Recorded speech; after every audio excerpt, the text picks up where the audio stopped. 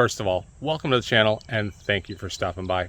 When time permits, please consider subscribing. I would greatly appreciate it. If this is shaky as hell, forgive me. I'm doing this on the fly to make a quick comparison, and I am doing this on my cell phone. And I'm even doing it on the front camera because I'm incredibly lazy. But what I wanted to do today was show you the new tent that I purchased. I just recently uploaded my long-term review of the ALPS Engineering Lynx 1 tent, which I absolutely love, and I have been using it for 3 years. In the comments, ADVMatt recommended a brand of tent that he said is going to be the same quality. He really likes his, and I figured I've been looking for, or actually looking at, the 3-season version of the Lynx. They claim to be a 4-season tent. Now I know that to be a complete lie because I've camped in the winter. I've camped in 5 degrees. If your tent is good in true cold weather, you will just die in there in the summer. But I'm figuring it's probably going to be a better version of a 3-season tent than my Lynx. And we'll find that out this fall. But what we will find out today is exactly how do these compare out of the box. Interestingly, I thought these were going to be comparable in price, or I thought another brand would be more expensive. I actually paid $65 for this tent. And looking at the tent right now, that is a bizarrely low price. Because as close as I can tell, the build quality is about the same. A couple of little differences that we'll go over, but take a look at this tent. 1-person tent. Recommended, the brand at least, to me by ADVMatt. And one thing I've learned is that ADVMatt knows moto camping. This is essentially the same style freestanding tent that every company on Amazon sells. Taking a look over there at the Lynx, not a big difference in the overall design, but there are some very key differences. First and foremost is this right here goes to that high. It's not a measurement, but this is certainly a taller tent, which is great. If you are 6 feet, that tent is going to max out and your head's going to hit the top. Not going to be an issue here with the Bessport. All right. The first thing I noticed was these right here are nice wide clamps. Good connectors, good nylon. But that is all they have at the top. It does not have an actual clasp to hold these two together. Coming over here, you'll notice while these are incredibly heavy, they're not as wide, but I'd say these are less likely to break. Though I will say the nylon is a little better on the Bessport. Or is it Bessport? I think it's Bessport. But this is what I really like on this tent. This clasps the two of these together and holds it. I mean, I just picked this thing up. I like knowing that it's attached there. All right. This one, yeah, not as much. I wish there was something that held those two together.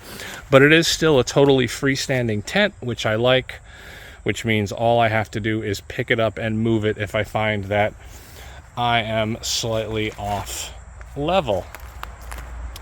Another improvement for this tent over my Lynx is that it has 2 doors. So if for some reason you wanted to have a second person in there with you, you'd have to be very fond of each other. You could each go out a door. Or if for some reason I actually have had that get stuck because I accidentally zipped a piece of cloth into it. Instead of being trapped in the tent, you could just go outside of the second door. The doors are actually much, much larger on here as well and open up quite a bit more than they do on the other tent. And there's just a little bit more width in here. This appears to be identical. The quality of the mesh You know, this has gotten a little thinner in the years, but this is how I remember mine being brand new. If anything, I'm going to say the zipper, I mean, it's moving because it's lightweight, but the zipper on here, definitely better than my 3-year-old tent, which is to be expected. I'm not sure if it was better in the beginning. But looking at the tent, I don't think Matt sent me astray. The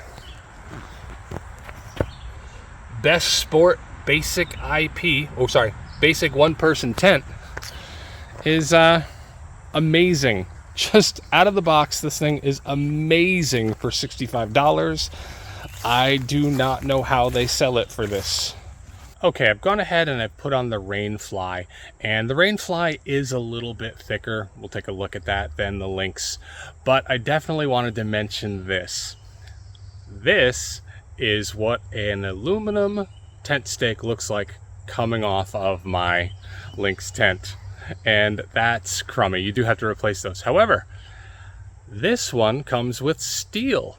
It's very unlikely that you would need to replace these, or at least as quickly as you would with the ones that come with the Lynx. Now, with the Rainfly on, it's even more apparent that it is a larger tent. I'm going to say probably around 20% larger. It's got more width, it's got more height without getting out of control. Now, this, again, great, wonderful tent, giving me no troubles whatsoever. However, honestly, everything about this tent looks like it's a slight upgrade. Significantly, this is much heavier. I'm assuming because this is a 4-season, not a 1 or 2-season tent. But it even has very superior vents. These are much larger than the ones that come on the Lynx. So for ventilation, which is going to be important because, again, this is a much thicker Rainfly. And this is also going to come into play here. We can open up this second side to allow more air in while we have the Rainfly on. So what I generally do is I set my Rainfly on at night if there's even any chance of rain. But instead of just having it on and having the front open, with this tent I could open up both sides and then close them both quickly if it starts to rain. Now, I'm not sure how much of perspective you're going to get with this, but I'm 5'10". I have several inches at the top and a good 6 inches at the bottom. There is a lot of room in here. And if I sit up, that's a lot of space, and I'm not even in the center. So if you are 6 foot plus, I think you're going to be fine in here. Well, there you have it. That's our quick look and slight comparison between my Lynx tent and the Bessport. I think it's Bessport. Not sure. We'll ask Matt. But there is my comparison of the two tents.